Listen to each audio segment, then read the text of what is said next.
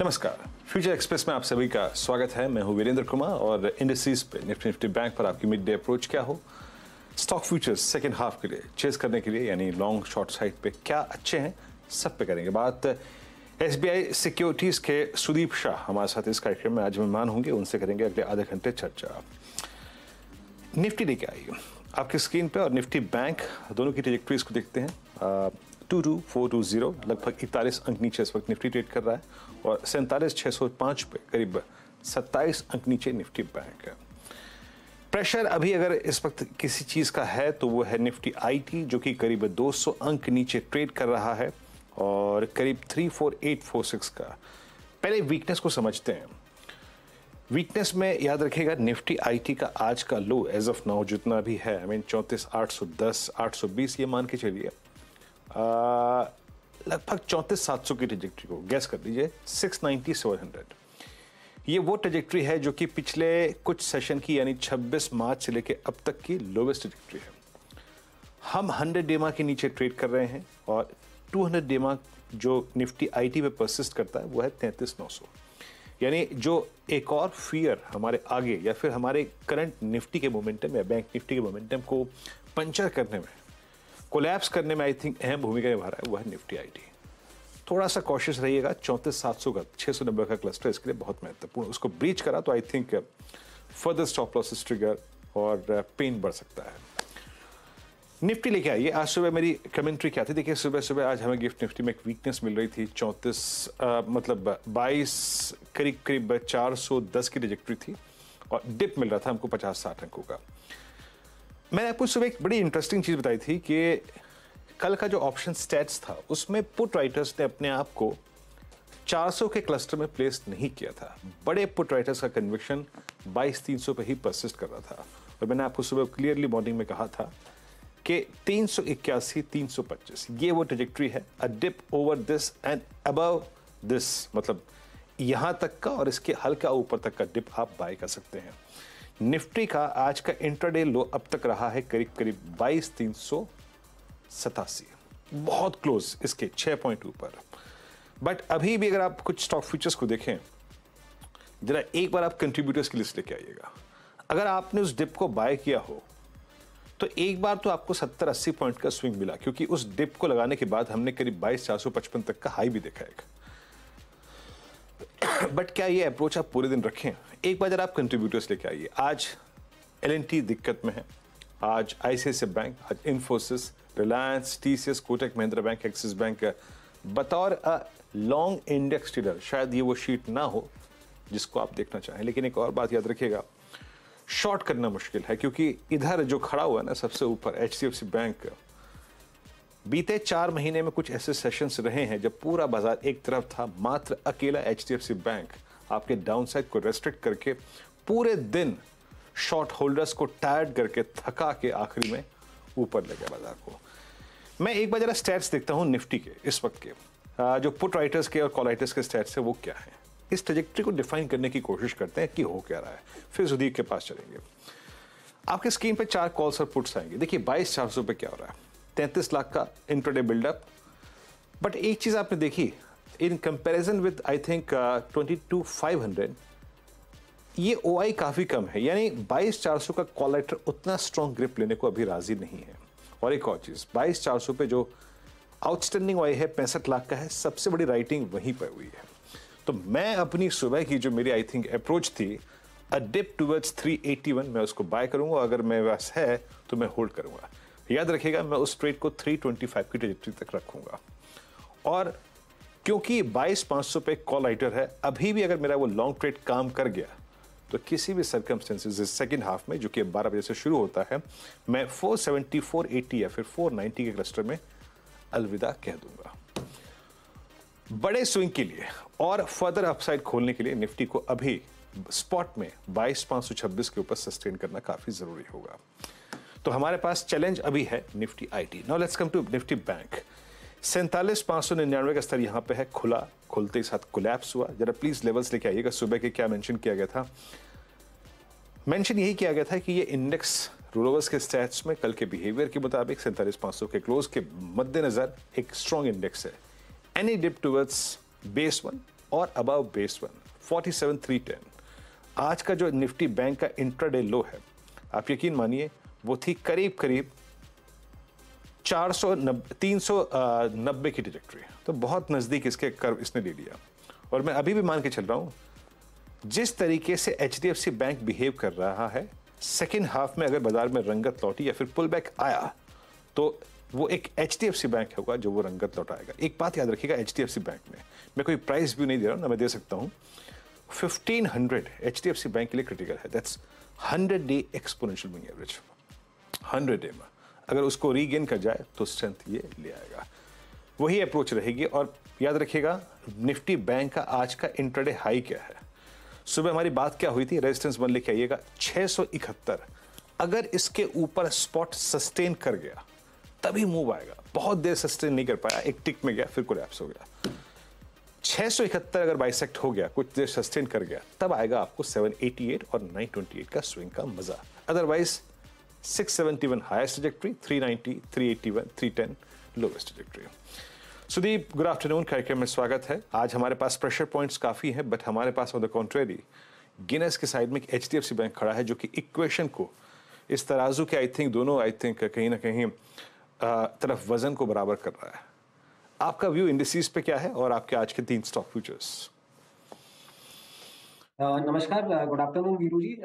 जी आपने बिल्कुल सही कहा कि एचडीएफसी बैंक स्ट्रेंथ दिखा रहा है और साथ ही साथ रिलायंस में भी जो माइनर वीकनेस थी, हमें ये नहीं भूलना चाहिए कि रिलायंस एक ट्रेजेक्टरी मतलब अब काफी पॉजिटिव मोमेंटम के बाद अब एक थोड़ा कंसोलिडेट कर रहा है, तो मैं वहां पे भी उसको नेगेटिव नहीं मानूंगा। तो ओवरऑल जो सबसे इंडेक्स का व्यू है, बिकॉज निफ्टी आईटी नहीं चल पा रहा है तो उसी की वजह से हम यहाँ पे रेजिस्टेंस देख रहे हैं ऊपरी स्तर पर 22,350 22,330 का जो ये जोन है, ये बहुत इंपॉर्टेंट सपोर्ट जोन है इन स्पॉट लेवल्स। और जैसे ही निफ्टी 22,370 22,380 की तरफ एक डिप करता है, बिकॉज सुबह से थोड़ा मोमेंटम थोड़ा वीकर साइड पे थोड़ा हम देख रहे हैं कंसोलिडेट कर रहे हैं, तो वो डिप को यूज करना चाहिए एज अ बाइंग अपॉर्चुनिटी, क्योंकि 22,300 22,400 दोनों में पुट राइटर्स काफी एक्टिव है।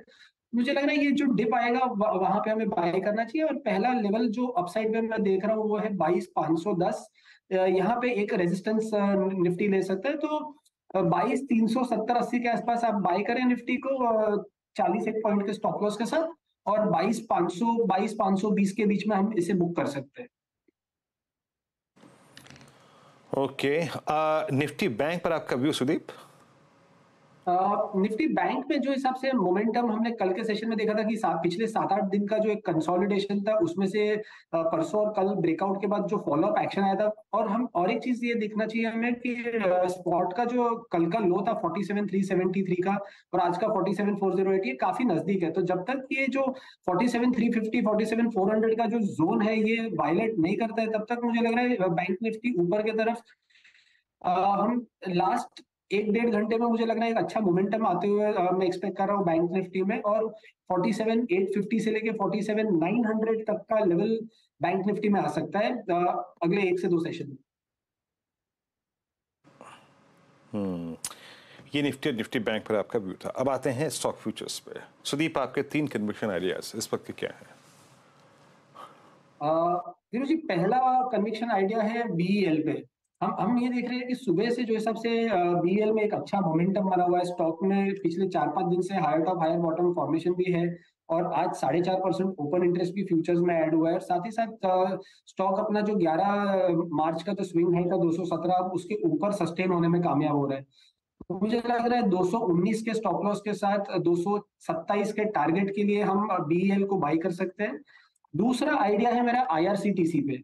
आईआरसीटीसी में हमने देखा है पिछले 1-2 दिन में अच्छा मोमेंटम बना हुआ है। कल के सेशन में स्टॉक ने 7-8 दिन का जो कंसोलिडेशन था वहां उसमें से ब्रेकआउट दिया था, और आज एक फॉलो एक्शन आ रहा है। और साथ ही साथ आईआरसीटीसी में देखें तो 1.5-2% ओपन इंटरेस्ट भी आज बढ़ा हुआ है, और मुझे लग रहा है कि एक नई ट्रेजेक्टरी में ये स्टॉक जा रहा है। तो आईआरसीटीसी को भी बाई किया जा सकता है 978 के स्टॉप लॉस के साथ 1020 के टारगेट के लिए। और मेरा तीसरा पिक है गोदरेज प्रॉपर्टीज।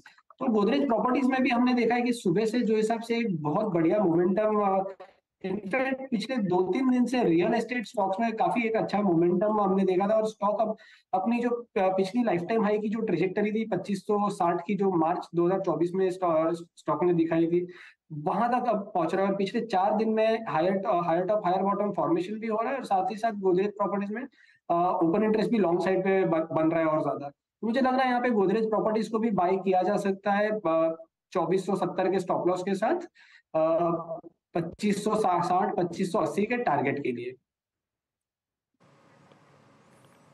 ओके तो यहाँ पे 3 स्टॉक्स हैं आपके और एक एक करके लिखे आइएगा। रियल स्टेट में मूव बाकी अच्छा था। एक बार गोदरेज प्रॉपर्टीज 2488 पे ट्रेड करता हुआ और BEL फ्यूचर्स 222, मेरे ख्याल से ये इसकी टाइम हाई ट्रेजेक्ट्री है। और पहला स्टॉक जो आपने पिक किया था वो लिखे रखिएगा, BEL हो गया, गोदरेज प्रॉपर्टीज हो गया और तीसरा स्टॉक है डायरेक्टर साहब, इट्स IRCTC। ओके, सुबह ये शिवांगी शारदा की मोतीलाल ओसवाल फाइनेंशियल सर्विसेज से भी कॉल थी, कन्विक्शन उनका भी था। एक बार IRCTC चार्ट पे रखते हैं और करीब करीब 987 पे ऑप्शन स्टैट्स इसके भी फेवरेबल हैं। और याद रखिएगा ये 31 जनवरी के बाद की सारी ट्रेजेक्ट्री उसको क्रॉस करने की तैयारी करता हुआ। अब थोड़े से स्कैनिंग पे आते हैं। जो स्टॉक्स अच्छा कर रहे हैं, मोमेंटम काफ़ी स्ट्रॉन्ग है। वोल्टास चल के हल्का सा रिट्रेस हुआ बट 1198 पर काफ़ी स्ट्रांगली प्लेस्ड है। अभी मैं बेटर रिस्क रिवॉर्ड रेशियो ढूंढ रहा हूँ in terms of I think, चाहे वो ऑप्शन स्टेट हो चाहे फ्यूचर स्टेट में हो, सेकेंड हाफ के लिए। एक बार आप लेके आइएगा सिंजन की प्लेसमेंट है। सुदीप, सिंजन की प्लेसमेंट आपको कैसी लग रही है? आज सिंगल कैंडल में इसने 3-4 क्लस्टर ऑफ मूविंग एवरेज को क्रॉस किया है। अभी आपका सेंस सिंजन पे 730 पे? वीरू जी, सिंजन का अगर यदि हम चार्ट देखें तो पिछले साल एक अप ट्रेंड में था, वहां से स्टॉक थोड़ा प्रॉफिट बुकिंग मोड में आ गया था। और लेकिन यहाँ पे इसने स्टॉक ने इनफैक्ट अक्टूबर नवंबर से हम देखें तो 668 670 के जोन में 3-4 बॉटम बनाए थे और वहीं से अब ये स्टॉक वापस ये तीसरे बॉटम से बढ़ रहा है। और जो कल के दिन में जो 3 मूविंग एवरेजेस इसने क्रॉस कर दिया, तो मुझे लग रहा है अब ये स्टॉक यहाँ से अपने 200 DMA की तरफ जा सकता है, जो 750 752 के एरिया में है। तो यहाँ से भी सिंजन में एक लॉन्ग किया जा सकता है 718 के स्टॉप लॉस के साथ। और 748 से लेकर 753 का जोन मुझे लग रहा है जो ये स्टॉक एक बार दिखा सकता है अगले 1 से 2 ट्रेडिंग सेशंस में। ओके, सिंजन यहाँ पर आपको स्ट्रॉन्ग मूव की एक्सपेक्टेशन 727 पे 20 पे ट्रेड करता हुआ। अच्छा सुदीप, आप लोगों ने आज SBI सिक्योरिटीज़ में क्या एनालाइज किया है कि केमिकल बास्केट को? आज UPL को देखिए 2% ऊपर, 20 DMA की ट्रेजेक्ट्री को उसने पार किया। आप दीपक नाइट्रेट को देखिए 20 DMA के ऊपर, दीपक नाइट्रेट 20 DMA के ऊपर आके ट्रेड करता हुआ। सुबह मैं नवीन फ्लोरिन को देख रहा था, अभी तो मेरे स्क्रीन पे वो चार्ट नहीं है बट मैं जहाँ तक मुझे याद आ रहा है नवीन फ्लोरिन इट्स 3161, ये भी आज मतलब नवीन फ्लोरिन में तो मेरे ख्याल से 9 जनवरी के बाद फर्स्ट टाइम कोई पॉजिटिव क्रॉसओवर बना है। एक अटेम्प्ट लिया इसने आज अपने 50 DMA को पार करने का, पोस्ट आई थिंक जनवरी 8। और SRF इस स्पेस का सबसे स्ट्रॉन्ग कैंडिडेट ऑलरेडी है, उसमें कोई राय नहीं है। क्या पिक करने की कोई गुंजाइश बन रही है केमिकल बास्केट में, कोई पुल बैक ट्रेड? जी गुरु जी, ये सारे आपने बताया। वहां पे नवीन फ्लोरिन में भी आज अटेम्प्ट कर रहा है स्टॉक 50 डेमा को क्रॉस करके सस्टेन करने के लिए। पर मैं यहाँ पे एक राह देखूंगा कि जब तक ये 3200 के ऊपर का क्लोजिंग नहीं देता है, क्योंकि 3200 के आसपास का एक रेजिस्टेंस था जो फरवरी में भी स्टॉक ने 2-3 बार वहीं से स्लाइड किया था नीचे की तरफ। तो 3200 3210 मेरे लिए नवीन फ्लोरिन में बहुत इंपॉर्टेंट लेवल होगा। और यदि पूरे बास्केट को अगर खेलना है तो एक आउट परफॉर्मिंग स्टॉक को अगर चुनना है तो मुझे लग रहा है इसमें SRF ही है जो एक बहुत ही बढ़िया मोमेंटम में। और यदि आप इसका चार्ट भी देखें तो पिछले 10-12 दिन में consecutively higher top higher bottom formation, intermediate ये कंसोलिडेशन करता था बट एक नए स्ट्रेंथ के साथ फिर से एक नई रैली देता था पिछले 7-8 दिन में। तो मुझे लग रहा है यहाँ पे, और साथ ही साथ जो ओपन इंटरेस्ट बिल्डअप भी हम देख रहे हैं पिछले 2-3 दिन में लॉन्ग साइड पे एग्रेसिवली बिल्डअप हो रहा है। मुझे लग रहा है SRF is the top pick of the sector. और यहाँ पे 2640 के स्टॉप लॉस के साथ फ्यूचर्स में इसे 2710 के टारगेट के लिए हम बाई भी कर सकते हैं। ओके तो ये हो गया यहाँ पे SRF पे आपका स्ट्रॉन्ग कन्विक्शन बनता हुआ। निफ्टी वहीं पे 22419 पे और करीब करीब 47,600 की ट्रेजेक्टरी में इस वक्त आपका निफ्टी बैंक ट्रेड करता हुआ। कुछ स्ट्रॉन्ग कैंडिडेट्स की हमने बात की यहाँ पे, केमिकल बास्केट की बात की, सिंजन की बात की और वोल्टास की बात हुई, BEL की बात हुई। अभी एक काम करते हैं, छोटे से कमर्शियल ब्रेक के लिए चलते हैं और फिर थोड़ी सी वीकनेस को एनालाइज करेंगे, किन किन स्टॉक्स में आज वीकनेस है। आज पिडिलाइट, आज L&T, lupin, TCS, axis bank, ICICI bank, आज बहुत सारे स्ट्रॉन्ग कैंडिडेट्स जो थे अब तक के, आई थिंक अप मूव में आज बैकफुट पे हैं। यहाँ पे किस वीकनेस को हम बाय कर सकते हैं, रीजनेबल एक एंट्री पॉइंट हमें कहाँ मिल रहा है, सब पे चर्चा करेंगे। छोटा सा ब्रेक लेकर आएंगे और उसके बाद देखेंगे आज का ऑप्शन ट्रेड। ब्रेक के बाद फ्यूचर एक्सप्रेस में आप सभी का फिर से स्वागत है और अभी कुछ और स्टॉक्स को जो कि आज बैकफुट पे हैं, for instance Kotak, ICICI bank, Pidilite, Hero MotoCorp, post sales figure numbers और एल&टी मैं भी इस डिस्कशन में आई थिंक शामिल करूंगा, लेकिन उससे पहले काम करते हैं आज का सस्ता ऑप्शन ट्रेड, इसको ग्रिप कर देते हैं। सुदीप बताइए क्या पिक कर रहे हैं आप ऑप्शंस में आज? वीरू जी, जैसे हमने एसआरएफ की बात की थी कि एसआरएफ अच्छा लग रहा है हमें या मोमेंटम पर्सपेक्टिव से और ऑप्शन पर्सपेक्टिव से, तो मुझे लग रहा है एसआरएफ का ही 2660 का कॉल हम रेकमेंड कर सकते हैं बाय करने के लिए सस्ता ऑप्शन में। और 76 रुपीज के आसपास अभी स्टॉक चल रहा है, ऑप्शन चल रहा है और 60 के स्टॉप लॉस के साथ 105 के टारगेट के लिए एसआरएफ का 2660 का कॉल हम बाय कर सकते हैं, क्योंकि एसआरएफ में मुझे लग रहा है एक बहुत बढ़िया मोमेंटम आया हुआ है और यहाँ से जब तक स्टॉक 2610 2620 का लेवल होल्ड करता है तब तक यहाँ पे हम 2700 तक का एक अपसाइड एक्सपेक्ट कर सकते हैं। तो यही अपसाइड को प्ले करने के लिए मुझे लग रहा है 2660 call option is one of the best opportunity here. SRF की आपको 2660 की कॉल, अच्छा बात करते करते अभी ये 79 हो गई और एसआरएफ को एक बार स्पॉट को देख लेते हैं स्क्रीन पे। चार्टी के लिए सुबह भी बात हुई थी हमारी और लॉन्ग ट्रेड पिक किया गया था उस वक्त 2654, कल भी बात हुई थी। याद रखिएगा एसआरएफ अब अपने मतलब करियर का जो हाईएस्ट क्लस्टर है उसमें ऑलमोस्ट एंटर करने की तैयारी करता हुआ। इसके करियर का जो हाईएस्ट जोन है वो है करीब करीब 38-31, तो यानी वो पहला केमिकल स्टॉक होगा जो अपने करियर की सबसे हाईएस्ट ट्रैजेक्टरी को रीगेन करने में सक्षम है। प्लेसमेंट अच्छी है, ऑप्शन 7850 पे ट्रेड करता हुआ। एल&टी को लेके आइएगा। एल&टी आज ये भी बैकफुट पे आया। आपकी राय, इसको कैसे अप्रोच करना चाहिए? 3797 अभी तो 3800 के नीचे आ चुका है और थोड़ा सा पेन है। ये क्या एक वैलिड एंट्री पॉइंट है, क्या एक reasonable entry point Sudeep, re entry का पॉइंट?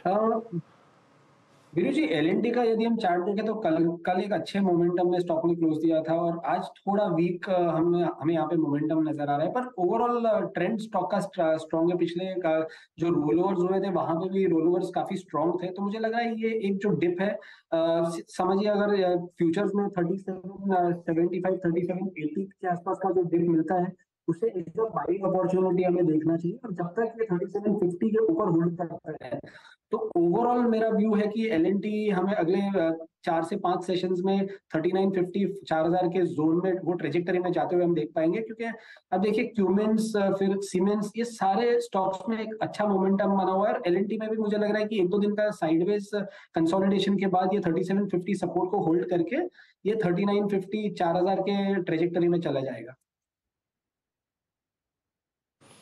अच्छा, आज पिडिलाइट के तो बैकफुट पे आने का एक रीजनेबल रीजन है, मैं क्रूड की तेजी 3029 पे आके ट्रेड करता हुआ। ये एक दो स्ट्रॉन्ग स्टॉक्स को और देखिए सुदीप। डीएलएफ को देखिए फॉर इंस्टेंस 942 आज हायर लेवल से थोड़ा सा बैकफुट पे आया, बट एक मैं ये नहीं कह रहा हूँ कि एक लॉन्ग ट्रेड दोबारा पिक करते हैं या फिर शॉर्ट करें इसको, बट एक रीजनेबल स्टॉप लॉस इस पोजीशन पे क्या होना चाहिए आपके मुताबिक? यदि किसी की पोजीशन है डीएलएफ में तो मुझे लग रहा है एक रीजनेबली अगर किसी को होल्ड करना है ये पोजीशन अभी भी इन व्यू की, अगर पूरा रियल एस्टेट स्पेस चल रहा है और डीएलएफ में भी शायद से आज वन ऑफ डे है कंसोलिडेशन का, तो 925 का जो लेवल है, 920 925 का लेवल जो परसों का हाई था, मेरे हिसाब से वही एक बहुत इंपॉर्टेंट स्टॉप लॉस बन के रहेगा। और जब तक ये 920 के ऊपर स्टॉक रहता है तो मे भी 1-2 दिन के कंसोलिडेशन के बाद स्टॉक फिर से 970 975 के ट्रेजेक्टरी में जा सकता है, क्योंकि पूरा real estate stocks except DLF चल रहा है। तो 1-आध दिन कंसोलिडेशन के बाद हमें एक दिन बेनिफिट ऑफ डाउट भी देना चाहिए। इतने बड़े मोमेंटम जो हमने स्टॉक में देखा है, 800 रुपए से स्टॉक 973 तक चला है 7-8 ट्रेडिंग सेशन में, तो उसके बाद ये 920 के एक ट्रेलिंग स्टॉप लॉस के साथ ये पोजीशन होल्ड करना मुझे लगता है सेंसिबल होगा यहाँ पे। जी हाँ, डीएलएफ और अब थोड़े से 935-90 की ट्रैजेक्टरी मार्केट ट्रेड करता हुआ। अच्छा, पॉसिबली इस कार्यक्रम का लास्ट स्टॉक लेंगे सुदीप। ये वोल्टास ने रिएक्शन बहुत स्ट्रॉन्ग दे दिया और आई थिंक जो उसकी प्राइस पैटर्न है वो बहुत एग्रेसिव है, जो कि फर्दर अपसाइड के टारगेट्स को खोलने की कहीं ना कहीं पोटेंशियल रखती है। हैवेल्स की प्लेसमेंट कैसी लगती है आपको? और 1560 के ऊपर अगर ये स्टेबल हो जाए और उस टिपिकल फ्लैग का ब्रेकआउट दे दे तो प्राइस प्रोजेक्शन क्या बनता है आपके मुताबिक? वीरू जी, हेवल्स वोल्टास ये पूरा जो सेक्टर है ये चल रहा है तो और बहुत पॉजिटिव मोमेंटम यहाँ पे ये सारे स्टॉक्स में। तो मुझे लग रहा है यहाँ पे अगर ये पैटर्न अगर एक्टिवेट हो भी जाता है 1560 के ऊपर, तो पहला टारगेट मेरे लिए यहाँ पे वोल्टास हेवल्स में होगा 1610 एंड दूसरा टारगेट होगा 1650। तो मुझे लग रहा है स्ट्रॉन्ग मोमेंटम में ये स्टॉक है। 1520 का स्टॉप लॉस रख के इसे होल्ड कर सकते हैं जिनके पास पोजीशन है, और नई पोजीशन अगर कोई 1560 के ऊपर भी बनाना चाहता है तो 1630 के टारगेट के लिए तो 1525 के स्टॉप लॉस के साथ इसे होल्ड कर सकते हैं बाय करके। ओके, ठीक है। जरा एक बार के लिए निफ्टी का चार्ट रखिएगा स्क्रीन पे, 22428। मीनवाइल बैंक निफ्टी 621 पे। मैं भी आई थिंक जो भी रख रहा था उससे सुदीप भी काफ़ी हद तक अग्री कर रहे थे कि शायद बैंक निफ्टी ही पॉसिबली सेकेंड हाफ को डोमिनेट करे अगर कोई पुल बैक आता है तो।